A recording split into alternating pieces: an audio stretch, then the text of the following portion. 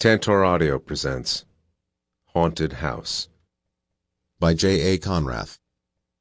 Narrated by Rob Shapiro. Prologue. Roy Lewis cleared the doorway, then spun as something in the darkness lunged at him.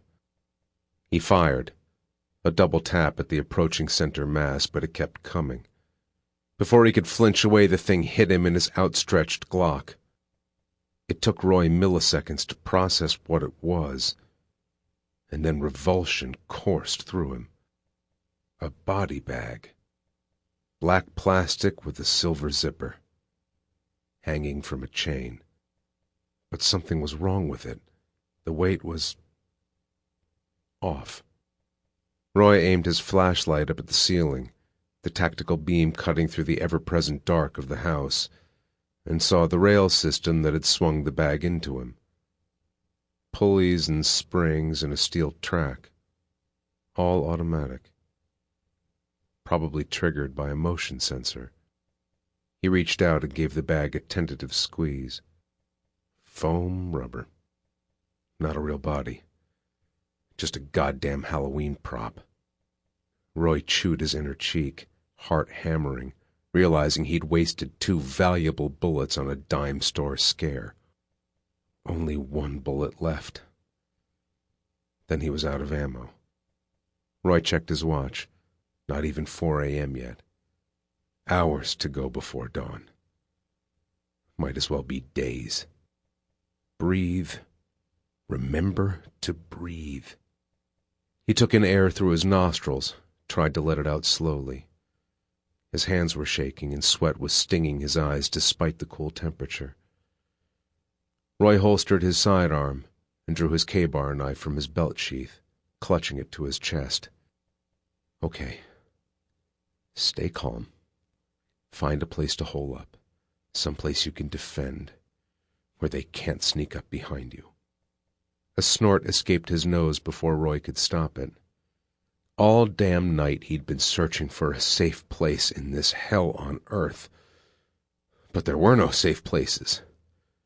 Every room, every corridor in this damned house was lethal.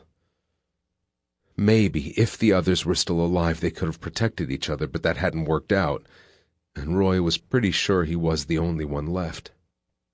He thought back to his military days before he became a cop. The Q course for Special Forces. The hardest training in the world, Desert Storm in Iraq. Then over a decade on the street, working his way up from beat cop to homicide detective. He was good, and his past had prepared him for a lot. But not this. Nothing could have prepared him for this. Roy sucked in another breath through clenched teeth. The air was musty, foul, like old running shoes mixed with body odor. Strong, noxious body odor that wasn't coming from Roy. He flinched. Roy knew that smell. Knew where it came from. That's when he heard it. Giggling. High-pitched. Almost childlike. But that's not a child. Oh, no, Roy whispered. Not this again. Roy waited, hoping, praying it had been his imagination. The darkness remained silent. You're freaking out, man. Imagining shit. You need to keep it together if you want to. Not imagination. This was real. Real and coming somewhere in the unlit room. Somewhere close. Roy stumbled backward, his bladder constricting, and then fell as his foot stepped into a hole in the floor. He landed on his ass, strained to get his foot free, and the pain came hard and fast. Sharp points, stabbing through his pants into the flesh of his calf. A punji trap. The hole contained spikes, pointed at a downward angle, trapping his foot there. The harder he tried to pull away, the deeper the spikes dug into his leg. Roy swung his flashlight beam, locking onto the sound. The giggling man who had been stalking Roy through the house for the last 2 hours was standing only a few meters away. Roy could see him clearly now for the first time, It was tall, over 6 feet, wearing a black rubber gas mask that obscured his face. His chest was bare, covered in dried blood. All he wore was stained white underwear and combat boots, their laces untied. In the man's hand was a meat cleaver. Roy reacted viscerally, immediately trying to scramble away, the spikes digging further into his calf. He cried out in pain, then stared at his stalker. The giggler didn't move closer. He simply stood there, swaying slowly from side to side. The BO coming off him coated Roy's tongue. Roy pawed for his sidearm, drawing it and pointing the weapon at the man. "Get the fuck away from me! I swear I'll kill you!" The man stared. "I said get away." He continued swaying, staring. Roy hadn't signed on for this. It was supposed to be simple, a way to get ahead, provide for his daughter. But the nightmare of the last few hours, the horrors he'd been through, was almost beyond comprehension. "Someone help me!" he shouted to the house. The house didn't answer, but the giggler did. Roy reached up, grabbed the sticky electrode on his temple and tore it off out of defiance. Did the same with the one on his chest. The giggling man watched, his expression hidden behind his gas mask. "What the hell do you want?" Roy pleaded. The man raised the cleaver and placed it against his own chest. What the hell is this guy going to? He drew the cleaver downward, splitting his skin open. The blood flowed fast and red, soon drenching the man's soiled underwear. Roy watched, slack-jawed, as the man continued to cut himself, making X's on his abdomen, over his nipples, across his belly button. It wasn't long before his upper body looked like a dropped plate of spaghetti. Pain be damned. Roy pulled his attention away from the freak and began to tug on his trapped leg, trying to free himself. His heart was beating so quickly it felt like it was going to break his ribs, and the man's giggling got louder the more he mutilated himself. But try as he might, Roy couldn't get his leg out of the hole. Then the giggling stopped, replaced by wheezing. Fast, wet wheezing. Not wanting to look but unable to stop himself, Roy once again directed his flashlight at the man. He'd stopped cutting, and instead the giggling man had a hand inside his underwear, using the blood as a lubricant while he stroked himself. Roy shook his head like a dog after a walk in the rain. No. Oh, no. This is not happening. This is not happening. But it was happening. This wasn't some elaborate prank, some gag where a TV crew was going to jump out and shake his hand for being a trooper. It wasn't a dream. It wasn't a hallucination. He'd watched people die tonight, die horribly. And he was going to be next.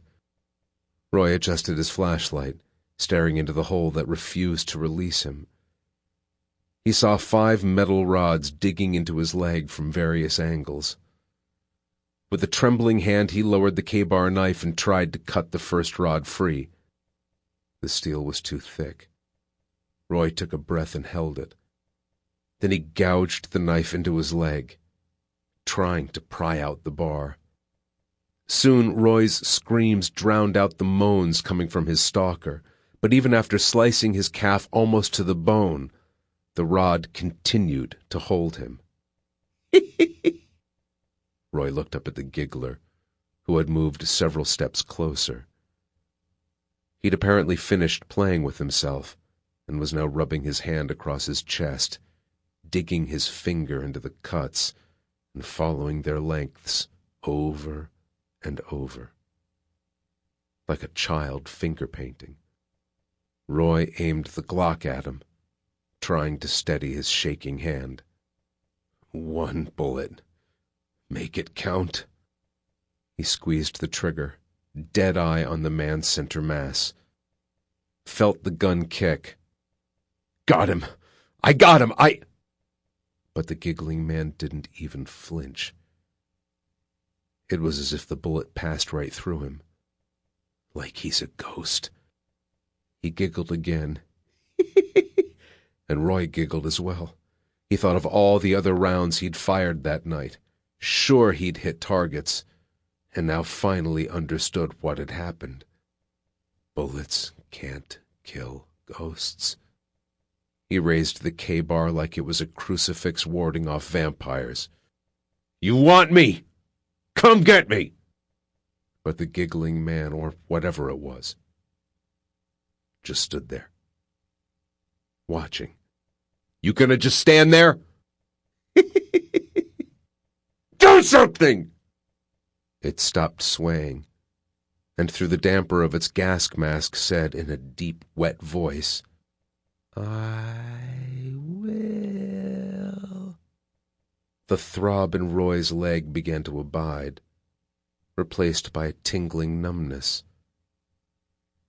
His head began to cloud. Blood loss?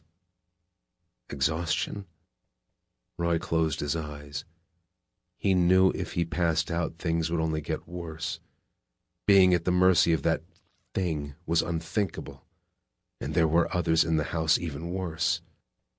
Roy closed his eyes. He thought about his ex-wife, their daughter. She only saw her daddy twice a month, due to his wife's overzealous lawyer. Now she'd never see him again. The image in Roy's head was fuzzy, growing fuzzier. I'm sorry, he told his child, his eyes brimming with tears. Then the giggler pounced. 4 days later, Cleveland, Ohio.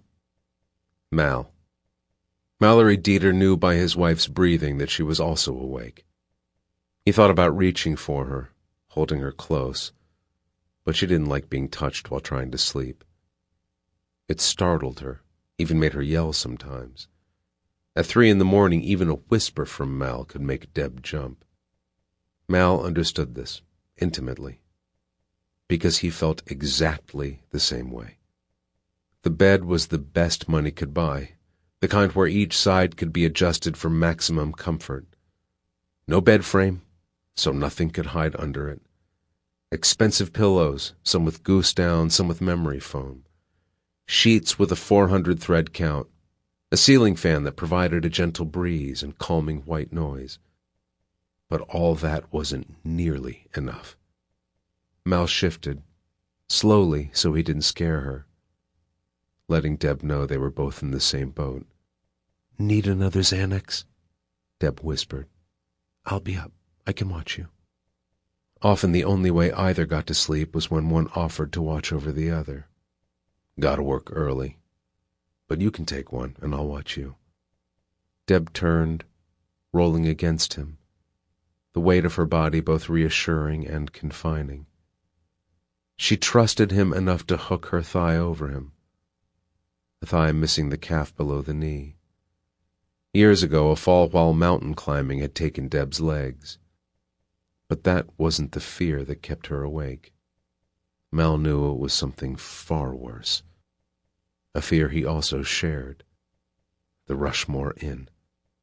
He resisted her touch, wanting to push her away, hating himself for the feeling. During the daytime, he couldn't get enough of touching her, holding her, caressing her. But nights were different. At night, he didn't want to be touched, held, or otherwise confined. He couldn't even use heavy blankets. It made him feel trapped, helpless, as if he were still tied to that table, and Mal shuddered. Nights were a bitch. You up for something else? Deb asked, trailing her fingernails down his belly to his boxer shorts. Mal closed his eyes, tried to live in the moment, tried to push away the past. But the only part of him the alprazolam seemed to relax was the part Deb was rubbing. "Sorry, hon. The pill."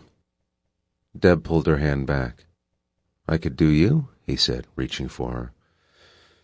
"Maybe my body will get the hint." Mal moved his left hand down, stroked her. Deb didn't respond. "Damn Xanax," Deb breathed. "Turns us into a couple of eunuchs." Mal stopped his efforts, stared at the ceiling fan. He sighed. "Our lives would be perfect if we didn't have to sleep.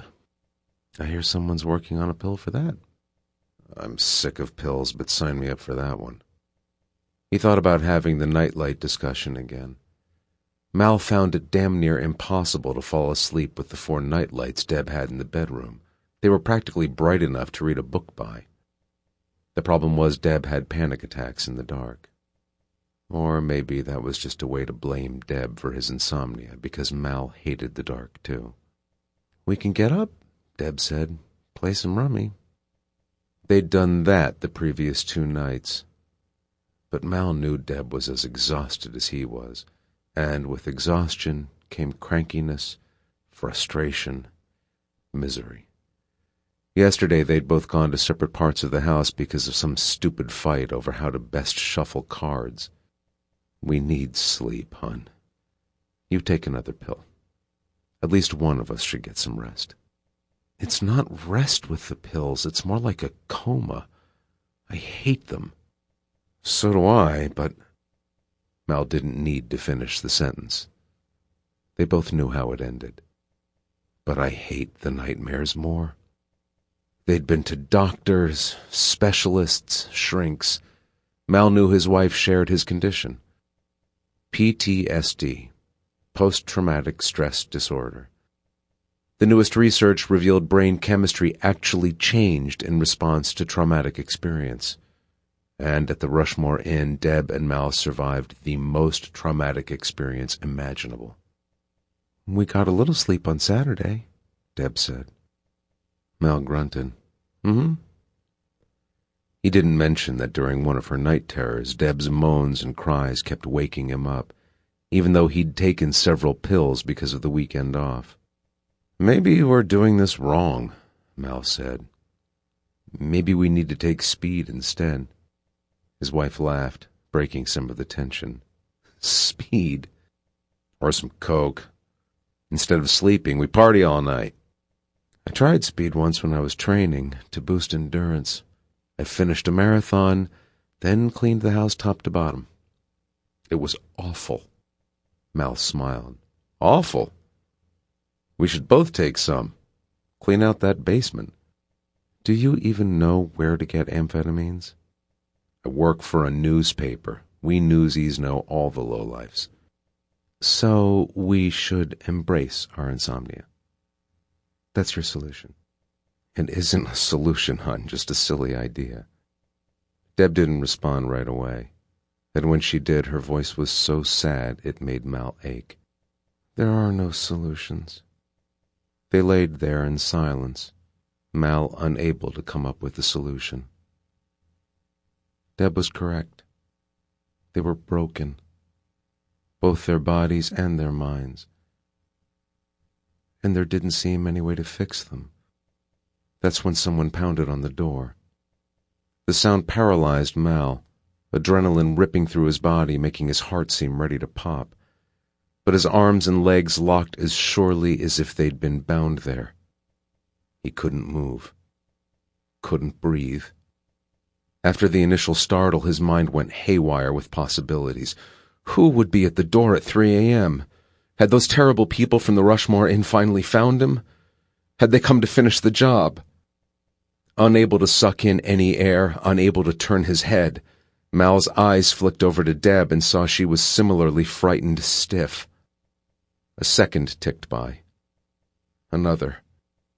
"I've got to get up. I've got to—" The pounding sound came again, even louder, a white-hot spike of adrenaline snapping Mal out of his catatonia. He immediately jerked upright in bed, reaching for his nightstand, for the 9mm inside the drawer. but in his fear and haste he reached with the wrong hand, the one missing above the wrist. He quickly switched, pulling out the gun, as Deb clamored for her artificial legs, propped next to the wall. She squeaked out, "Do you think it's—" "Shh!" Holding his breath, Mal strained to hear more sounds. He wondered fleetingly if this was one of his frequent nightmares, but they always revolved around him being strapped to the table, watching those horrid videos. He was always at the Rushmore in his bad dreams. He'd never had a nightmare that took place in his house. This wasn't a dream. This was really happening. He quickly switched his thoughts to other, safer possibilities. A drunk neighbor, mistaking their house for his. Local teenagers pranking people by knocking on the door then running away. A relative, maybe his brother from Florida, dropping by unannounced. Police coming over to tell Mal he'd left the headlights on in the car parked in the driveway. Anything other than them. Deb was trembling so badly she couldn't get her legs on. "Mal, help me." But for Mal to help, he had to drop the 9mm. He only had one hand, and he didn't think he'd be able to let go of it even if he tried. "Mal." "Deb, Then the phone rang. Deb screamed at the sound, and Mal felt his bladder clench. He looked at the gun clutched in his trembling fist. "If it is them, I know what to do. Deb first. One in the temple while she's looking away. Then me. Because there is no way in hell they're taking us back there." Grand Haven, Michigan. Sarah. Something awoke Sarah Randhurst from deep, intoxicated sleep. She peeked an eye open, confused, her bleary eyes focusing on the clock radio next to the bed. 3:15 a.m. Without thinking, she grabbed the glass next to it, raising her head and gulping down the melted ice, savoring the faint flavor of southern comfort. "Okay, focus, Sarah. Why am I awake?" She had no idea. In fact, she had no memory of how she'd gotten into bed. The very last thing she remembered was what? FedEx. The damned letter from the bank. Then opening up the bottle and crawling inside. She snorted. Sure, blame the bank. As if I need another excuse to drink. A banging sound startled Sarah, making her yelp. The door. Who could be at the door? She thought fleetingly about the letter. Could they be kicking her out now? In the middle of the night? Weren't there laws against that? Sarah immediately dismissed the idea. Tipsy as she still was, she knew banks didn't foreclose at 3 a.m. That left... who? Sarah had no family that would be visiting. The only people who still cared about her, Tyrone and Cindy, had moved to L.A. years ago. The last contact she'd had with them had been a Christmas card this past year, or maybe the year before. The holidays all blended together. Another knock, loud and urgent. Sarah flipped on the bedroom light. Her eyes were automatically drawn to Jack's empty crib in the corner of the bedroom. A blanket draped over the top because she couldn't bear to look at it. At the same time, couldn't bear to throw it away. The blanket looked like a shroud. Then she searched around for the bottle of SoCo, hoping she'd brought it into the bedroom with her. Sarah found it on the floor. Empty. Shit! That was the last one. One more bang on the door. The big bad wolf trying to blow the house down. Or, in this case, the trailer. Fuck him. There were scarier things than wolves. Much scarier things. Sarah pawed at the nightstand drawer, pulling it open, digging through magazines for the snub-nosed .38 she kept there. A gift from Tyrone, not registered, but it wasn't like she could get into any more trouble than she was already in. But the gun wasn't there. Sarah had a fleeting recollection of being at the kitchen table, crying and drunk, the gun in her mouth. Shit, I left it in the kitchenette. Funny how she routinely contemplated suicide, yet now that her life might actually be threatened, she wanted the gun for protection. Maybe she had some fight in her after all. Sarah gripped the bottle by the neck, holding it like a club, and eased her feet out of bed. She stood up, wobbly, but a pro at walking under the influence. 2 steps and she was to the bedroom door. 2 more and she was next to the bathroom. Movement to her right and Sarah screamed and swung, the bottle connecting with the mirror hanging on the bathroom door. It spider-webbed with a tinkling crunch, and Sarah saw herself in a dozen different triangles. Hair wild, eyes red, wearing a dirty sweatshirt crusted with old shrimp chow mein that she's apparently eaten while drunk. Once upon a time she'd been clean and pretty. Looking at herself now, Sarah guessed homeless shelters would turn her away for being too gross. Another knock, so close it felt like a full-body blow. The SoCo bottle had survived the impact with the mirror, and she clutched the neck even tighter as she made her decision. There is no way in hell I'm answering that door. Instead, she backed away, turning in the other direction, heading for the phone on the wall. Right before she snatched up the receiver, it rang. Sarah stared, the lump in her throat making it impossible to draw a breath. She remembered the fear she'd felt on the island, and the same sick, familiar feeling spread over her. Terror. Pure, paralyzing terror. Hand shaking so badly it looked like a palsy. Sarah's finger hovered over the speakerphone button.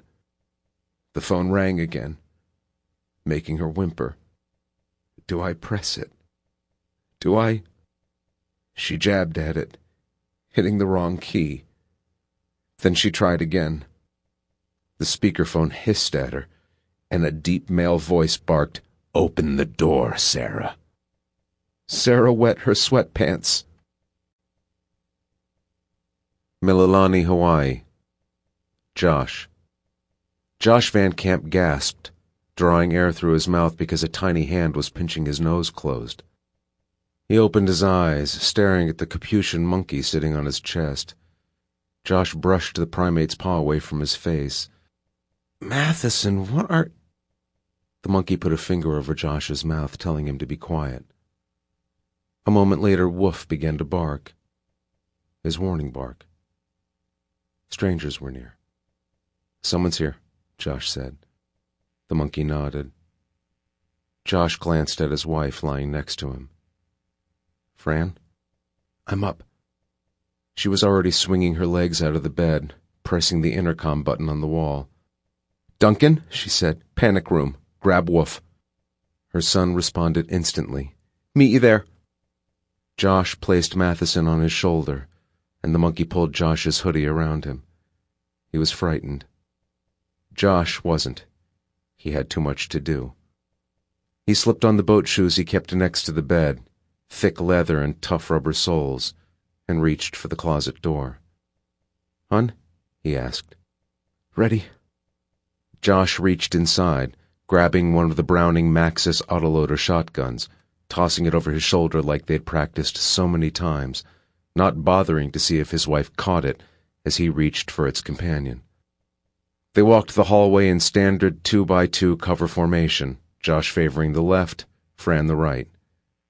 The air conditioning kicked on, normal for nighttime in Hawaii. Other than that, the house was quiet. Still. Josh passed one of the burglar alarm panels, not bothering to punch in and access surveillance, confident the animal's senses were good reason enough to get into the panic room. Since they'd moved here 5 years previous, The monkey and dog had had far fewer false alarms than the $10,000 system they'd installed. If this turned out to be another, no harm in it. Sample complete. Ready to continue?